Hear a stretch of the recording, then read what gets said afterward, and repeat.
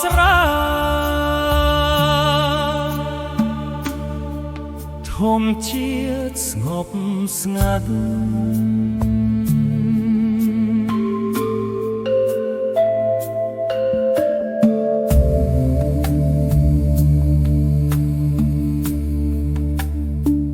ធនលឺថ្ងៃរះថ្មី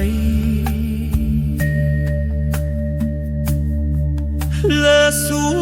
នវត្តស្ងប់បាក់សៃច្រៀងស្រាលស្រាលក្នុងខ្យល់ព្រឹកខ្យល់ព្រឹកស្ងប់នាំចិត្តស្ងប់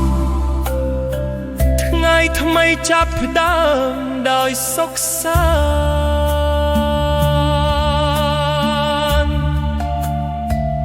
ដើមឈើរំញោតាមខ្យល់ស្រាលធម្មជាតិទាំងមូលដោយធម៌ស្ងប់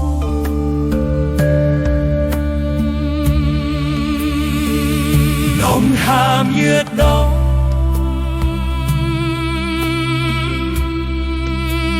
ចិត្តស្ងប់ដា